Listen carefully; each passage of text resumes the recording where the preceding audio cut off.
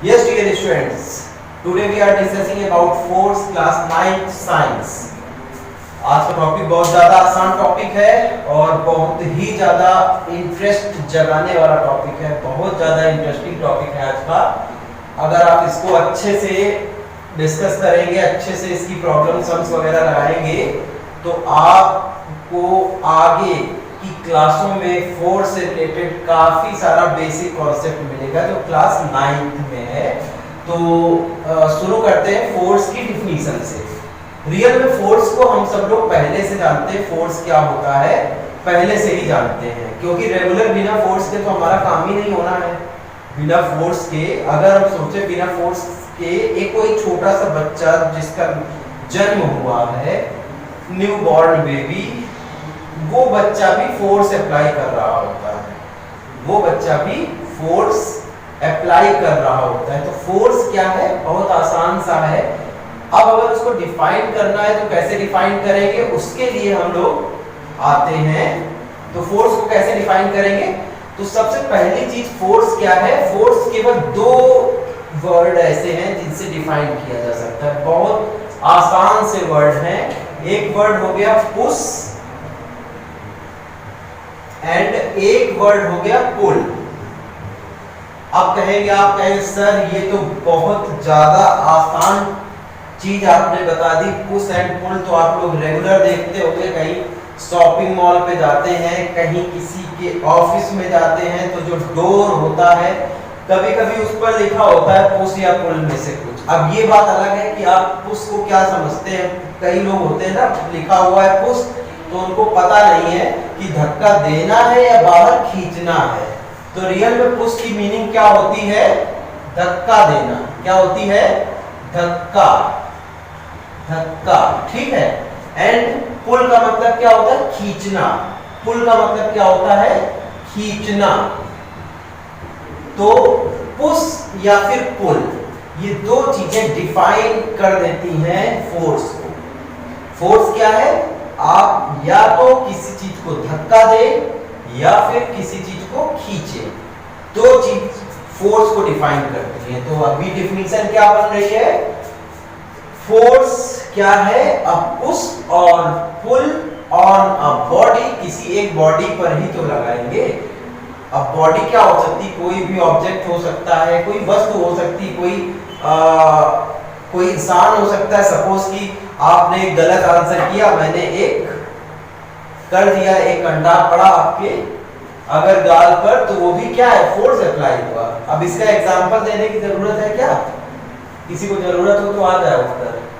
तो push and pull ये हमको डिफाइन कर दे रहा है फोर्स को। फोर्स क्या है, सबको समझ में आया क्या है, बहुत आसान सी डिफिनीशन। क्या बताइए, एक लाइन की डिफिनीशन है, अ पुश और pull on a body is called force. तो बहुत आसान है। अब फोर्स को हम डिवाइड करेंगे। फोर्स को सबसे पहला काम, फोर्स को पहले तो इसका जो भी कैरेक्टरिस्टिक्स है वो बाद में, पहले इसको डिवाइड करते हैं। फोर्स के टाइप्स, हमारा जो फोर्स है वो कितने टाइप का है, इस लेसन में आपका जो 9th क्लास का साइंस का लेसन है उसके अकॉर्डिंग फोर्स हमारा कितने टाइप का है, इस चीज को हमें समझना है।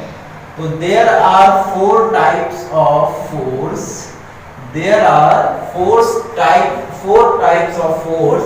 सबसे पहले टाइप का जो फोर्स है वो कौन सा है, बैलेंस फोर्स। क्या है, BALANCED,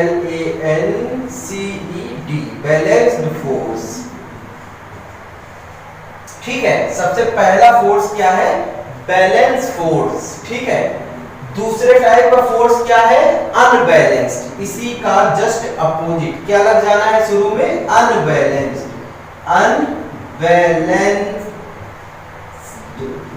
अनबैलेंस्ड फोर्स, ठीक है।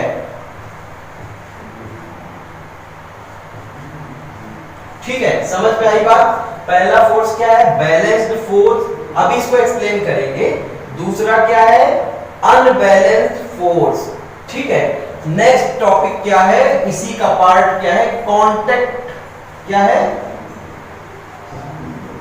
कांटेक्ट, कांटेक्ट मतलब क्या होता है? जैसे मैं बोलूं यार मेरा कांटेक्ट नंबर ले लो, मतलब संपर्क करने के लिए कोई नंबर। तो कांटेक्ट का मतलब क्या होता है? कांटेक्ट में आना, टच में रहना, उसे बोलते हैं कांटेक्ट। ठीक है, नेक्स्ट क्या है? Non contact. नॉन कांटेक्ट, अब जो नाम है उसी के अकॉर्डिंग इसको हम डिफाइन कर देंगे। बहुत सिंपल से नेम है और हमको बहुत ज्यादा आसानी से इसको समझ लेना है। सबसे पहला है बैलेंस्ड फोर्स। कई जगह पर गांव में और घरों में बच्चे ऐसे गेम खेलते हैं कि एक रस्सी ली, रस्सी खींचने वाला गेम, दो बच्चे इधर लग गए, दो बच्चे उधर लग गए, रस्सी को खींच रहे हैं, या एक बच्चा इधर एक बच्चा उधर रस्सी को खींच रहे हैं। होता है ऐसा गेम। तो अगर सपोज एक रस्सी है एंड इधर पे दो बच्चे लगे हुए, इधर पे तीन बच्चे लगे हुए हैं और इधर के बच्चे इसको रस्सी को खींच रहे हैं, उधर के भी बच्चे खींच रहे हैं, बट रस्सी इधर की तरफ खींच के जा रही है। क्यों? उधर ज्यादा बच्चे लगे हुए, ज्यादा फोर्स अप्लाई कर ले रहे हैं। ठीक है, तो रस्सी इधर की तरफ खींच के जा रही है। तो क्या बैलेंस फोर्स है? सिंपल सी बात है, नहीं है। अगर दोनों तरफ बराबर बराबर फोर्स अप्लाई हो, ऐसे बच्चे खींचे रस्सी को कि रस्सी ना उस साइड जाए और ना ही इस साइड जाए। आपको एक रस्सी दे दी जाए, दो बच्चे इसी क्लास से कोई दो बच्चे आ जाए, एक रस्सी दे दी जाए, एक एक सिरे पर उसको पकड़ करके खींचे और रस्सी उधर जा रही हो ना ही रस्सी इधर जा रही हो, तो क्या होगा? इसका मतलब दोनों के अंदर फोर्स, इक्वल फोर्स लग रहा है। दोनों जो रस्सी पे फोर्स अप्लाई कर रहे हैं वो क्या है? इक्वल है, इसीलिए रस्सी एक जगह पर रुकी हुई है। तो सपोज अगर रस्सी एक जगह पर ही रुकी हुई है या कोई और ऑब्जेक्ट, जरूरी नहीं रस्सी, एक कोई लकड़ी का पार्टिकल है, टुकड़ा, ठीक है, कोई लकड़ी का एक टुकड़ा है, इधर से मैं धक्का दे रहा हूं उधर के लिए, इधर के लिए, इधर के लिए, है ना। सपोज हमने F1 बल लगाया, F1 फोर्स अप्लाई किया इधर से F2, एंड एक चीज अभी और बताएंगे, इसका यूनिट क्या होता है? न्यूटन। क्या यूनिट होता है? न्यूटन। लिख दे रहे हैं इसको। यूनिट क्या होता है? यूनिट होता है न्यूटन। न्यूटन, न्यू तो समझते हो ना, नया, तो आपके लिए नया चैप्टर है, उसी से याद रखिएगा, न्यूटन या न्यूटन। अभी लिखते हैं न्यूटन लॉ ऑफ मोशन, बाद में बताएंगे न्यूटन। अभी क्या है? इसका यूनिट क्या होता है? न्यूटन। अभी F1 फोर्स अप्लाई हुआ इस लकड़ी के टुकड़े पर उधर के लिए, एंड इधर के लिए F2 अप्लाई हुआ। अगर ये टुकड़ा अपनी जगह पर रुका रहेगा तो दोनों फोर्स इक्वल है। हाँ, F1 is equal to F2, तो फोर्स क्या हो गया? बैलेंस फोर्स हो गए। अगर ये टुकड़ा इधर की तरफ आने लगे, इसका मतलब ये बंदा क्या है? कमजोर पड़ रहा है, इसका फोर्स कम है, कम फोर्स अप्लाई कर पा रहा है, तो ये खींच ले जा रहा है। इसका मतलब क्या हुआ कि भाई इनका फोर्स कम है, तो बैलेंस फोर्स नहीं बोलेंगे फिर। क्लियर? अब इसके बाद आते हैं नेक्स्ट पे, यानी कि हम यहां पर लिख दे रहे हैं कब? जब रिजल्टेंट फोर्स दोनों, जितना इधर फोर्स लग रहा होता है इधर, तो दोनों फोर्स बराबर हो गए, अपोजिट डायरेक्शन पे है, तो जितना प्लस का फोर्स उतना ही माइनस में, तो रिजल्टेंट फोर्स क्या हो गया? जीरो। क्लियर? अनबैलेंस्ड फोर्स में क्या होता है? रिजल्टेंट फोर्स जीरो नहीं होता है। बैलेंस फोर्स अगर आपको समझ में आ रहा है तो अनबैलेंस्ड फोर्स में अब मैं फोर्स ये नहीं बताऊंगा। क्यों नहीं बताऊंगा? क्योंकि ये जस्ट इसी का अपोजिट है बेटा। 9th क्लास में है आप, तो कुछ तो आता होगा, तो इसको मैं नहीं डिफाइन करूंगा। अनबैलेंस्ड फोर्स क्या है? जहां पर दो फोर्स या 10 फोर्स, 5 इधर 5 उधर लगे हैं, 4 इधर और 6 उधर लगे हुए, कोई फोर्स दो लगे हुए अलग अलग साइड में, और कोई ऑब्जेक्ट पर जिस पर लगे वो किसी एक साइड खिसक रहा है, एक साइड क्या हो रहा है, उस पे फोर्स या पुल जो भी हो रहा है, तो वो एक साइड जा रहा है चल के। इसका मतलब फोर्स क्या है? अपोजिट डायरेक्शन में लगने वाले जो फोर्स है वो इक्वल नहीं है, तभी जो ऑब्जेक्ट है वो एक जगह से दूसरी जगह मूव कर रहा है। तो फोर्स जो रिजल्टेंट होगा, रिजल्टेंट फोर्स जो भी रिजल्टेंट होगा, इसमें छोटा आर बनाते हैं, रिजल्टेंट फोर्स हमारा क्या होगा, is not equal to zero, is not equal to zero. Clear? अब इसके बाद कांटेक्ट फोर्स क्या होता है? कांटेक्ट फोर्स का एग्जांपल मैं अभी दे चुका हूं थोड़ी देर पहले कि ऐसा फोर्स जिसके लिए कुछ टच करना पड़े। आपसे मैंने एक क्वेश्चन पूछा, आपने आंसर नहीं बताया, मैंने आपको पास में बुलाया और आपके गाल पर एक प्यार से अच्छे से दे दिया मिला करके, तो क्या हुआ? ये कांटेक्ट हुआ ना, ये कांटेक्ट हुआ। आपके गाल पर मेरे हाथ का कांटेक्ट हुआ, हथेली का कांटेक्ट हुआ और आपका गाल क्या हो गया? गर्म हो गया। जो एनर्जी दे दी ना मैंने आपको, चाहिए किसी को एनर्जी? तो कांटेक्ट फोर्स ऐसे फोर्स जो कांटेक्ट पर आ करके काम करें, ठीक? अब कुछ लोग बोलेंगे, कहेंगे यार कांटेक्ट में बिना आए कैसे फोर्स अप्लाई होगा? तो उसी के जस्ट आगे आपका आंसर मिल जाएगा। रियल में ये सभी कांटेक्ट फोर्स के अंतर्गत आते हैं। नॉन कांटेक्ट फोर्स में क्या है? क्लासिफाई करेंगे अगर सबको अलग अलग टाइप में तो हो जाएगा, but contact and non contact just opposite है। तो नॉन कांटेक्ट फोर्स क्या है? नॉन कांटेक्ट फोर्स कांटेक्ट से जस्ट अपोजिट होते हैं, जैसे ग्रेविटेशनल फोर्स, ठीक? क्या है? अर्थ किसी को टच किए बिना, अर्थ किसी को, जो जमीन है वो किसी को बिना टच किए अपनी ओर खींच रही है। पेड़ से कोई आम का पेड़ है, उससे कोई एक फल, आम का फल, आम का एक गिराएंगे, आम ज्यादा प्यारा लगता है, सबको ज्यादा पसंद आता है इसलिए आम का। अमरूद का थोड़ा सही नहीं है, कुछ लोग खाते हैं, कुछ लोग नहीं अच्छा लगता होगा। आम मोस्टली ज्यादातर लोगों की पसंद है, इसलिए आम का पेड़ है, उससे एक आम का फल गिरा और वो नीचे गिरा, ऊपर नहीं रुका और ना ही ऊपर की तरफ चला गया। क्यों? क्योंकि उसको ग्रेविटेशनल फोर्स नीचे की ओर खींच रहा है। अब आप बताइए, आम जब लगा हुआ था पेड़ में तो उस पर वो फोर्स अप्लाई था, बट वो मजबूती से वहां पर जुड़ा था, और जब थोड़ा सा पक गया जहां पर वो कांटेक्ट में जुड़ा हुआ है, वहां पर पकने के बाद थोड़ा सा वीक हो गया जहां जॉइंट था, तो वो नीचे, अब फोर्स ज्यादा लग रहा था नीचे, वो फोर्स ज्यादा हुआ तो वो उधर क्या हुआ? अट्रैक्ट होके नीचे आके गिर गया। अब इसमें आप एक चीज बताइए कि क्या अर्थ ने उसको टच किया, तोड़ा क्या जाकर? नहीं ना, अपने आप गया वो टूटकर। तो ऐसे फोर्स। एंड दूसरा एग्जांपल क्या हो गया? एक तो हो गया अर्थ वाला, ठीक है, ग्रेविटेशनल फोर्स, ग्रेविटेशनल जी से डिनोट करेंगे। ग्रेविटेशनल फोर्स जो होते हैं ग्रेविटी वाले, वो फोर्स।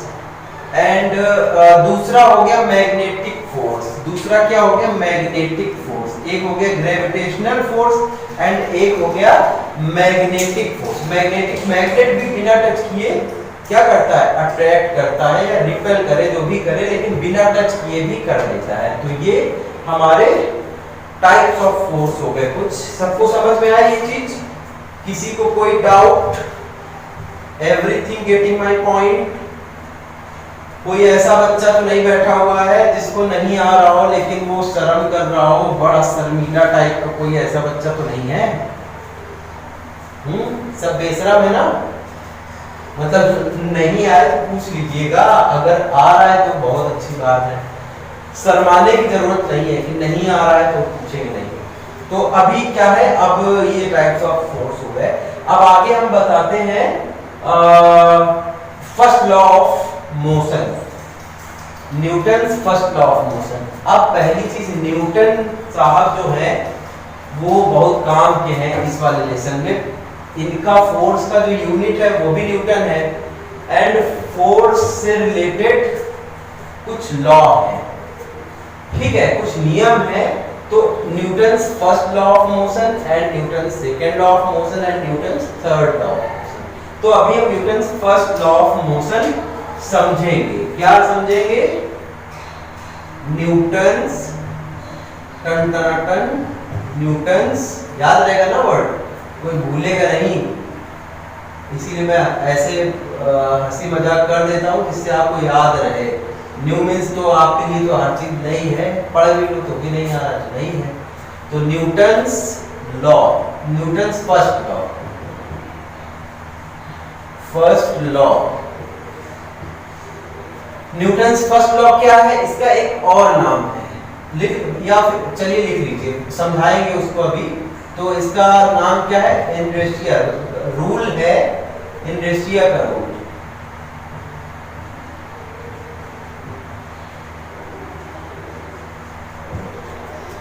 क्या है, न्यूटन्स फर्स्ट लॉ, इनरेस्टिया। ये रूल क्या है, अगर कोई ऑब्जेक्ट, जैसे ये मार्कर है, ये ऐसे रखा हुआ है, ये ऐसे ही रखा रहेगा जब तक इस पे फोर्स अप्लाई ना किया जाए। अगर कोई एक चीज मोशन में है तो वो तब तक मोशन में रहेगी जब तक उस पे फोर्स अप्लाई ना किया जाए। मीन्स बात समझिएगा, कोई एक ये इसमें इंक है, ये ऐसे रखी हुई है, अब ये यहां से हटने वाली है क्या, जब तक इसको धक्का ना दे, इसको ऐसे टच ना करे, अब गिरी ना नीचे। तो अगर सपोज कि कोई चीज एक जगह पर रखी हुई है तो वो वहीं पर रखी रहेगी जब तक उस पर कोई फोर्स अप्लाई ना किया जाए, एक्सटर्नल फोर्स ना लगाया जाए। तो इस रूल को दो तरीके से समझा जाता है। वो रूल को समझने के लिए दो पॉइंट है, एक है रेस्ट और एक है मोशन। क्या है, एक रेस्ट है, एक है मोशन। रेस्ट मीन्स कोई चीज रुकी हुई है एक जगह पर, तो वो तब तक रुकी रहेगी जब तक उस पर कोई बाहर से एक्सटर्नल फोर्स अप्लाई ना किया जाए। तो रेस्ट में ही रहेगा जब तक कोई फोर्स अप्लाई ना किया जाए। मोशन में अगर कोई ऑब्जेक्ट है तो मोशन में ही रहेगा जब तक उस पे कोई फोर्स ना अप्लाई किया जाए। जैसे कोई चीज चल रही, कोई सपोज कि हम कोई गाड़ी चल रही है, कोई कार चल रही है, तो एक बार उसमें एक्सेलरेटर दे दिया, वो चल रही है, फिर बार बार देना पड़ता है। क्यों देना पड़ता है, क्योंकि एक फ्रिक्शनल फोर्स लग रहा होता है जो रोड पहियों पे, टायर पे लगा रही होती है। अगर वो ना हो तो एक बार उसको मिल गया, जो फोर्स मिल गया, तो वो रेगुलर चलती रहेगी। सबको भाई ये बात समझ में आनी चाहिए। तो रेस्ट वाली चीज रेस्ट में ही रहेगी जब तक उस पर कोई फोर्स अप्लाई ना किया जाए। अब कहीं कहीं पे ऐसा होता है, हमको पता नहीं चल रहा होता है कि फोर्स अप्लाई हो रहा है। एक बार हमने साइकिल चला रहे हैं, हमने एक बार पैडल चला दिया, साइकिल चलती रहे, रुके ना फिर जब तक हम ब्रेक ना लगाए। ऐसा होता है? नहीं होता है, रुक जाती है। क्यों रुकती है? क्योंकि नीचे से रोड जो होती है वो हमारे मोशन के जस्ट अपोजिट टायर पर क्या अप्लाई करती है? फ्रिक्शन। क्या अप्लाई करती है? फ्रिक्शन। तो रेस्ट वाली चीज रेस्ट में ही रहेगी, मोशन वाली चीज मोशन में ही रहेगी जब तक उस पर कोई एक्सटर्नल फोर्स ना लगाया जाए। No external force.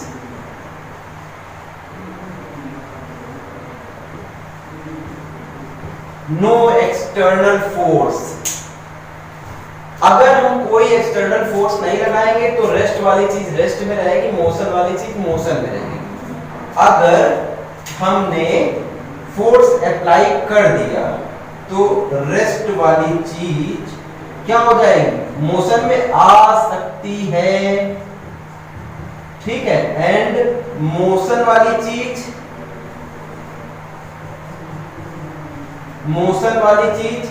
रेस्ट में आ सकती है। अब बोलो कैसे? कोई गाड़ी चल रही है, हमने ब्रेक लगाई, ब्रेक भी तो एक फोर्स अप्लाई किया, गाड़ी रुक गई। तो मोशन वाली चीज रेस्ट में आएगी कब? जब कोई एक्सटर्नल फोर्स अप्लाई किया जाएगा, ठीक है। तो ये लिखे यूज एक्सटर्नल फोर्स।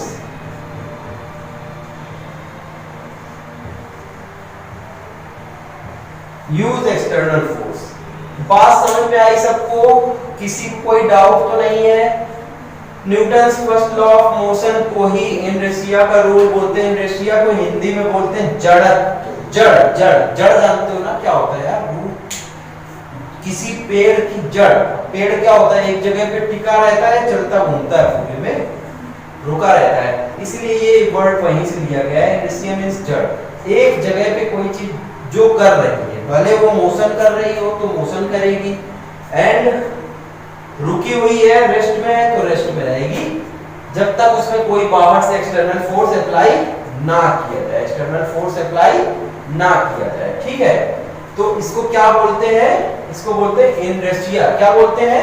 इनर्शिया बोलते हैं, इनर्शिया। ठीक, अब इनर्शिया टू टाइप्स की होती है, एक रेस्ट की इनर्शिया और एक मोशन की इनर्शिया। रेस्ट की इनर्शिया क्या है? कि कोई चीज रेस्ट में है। इनर्शिया मतलब क्या? अभी इसको एक और तरीके से समझ लो। आलसी आदमी क्या होता है?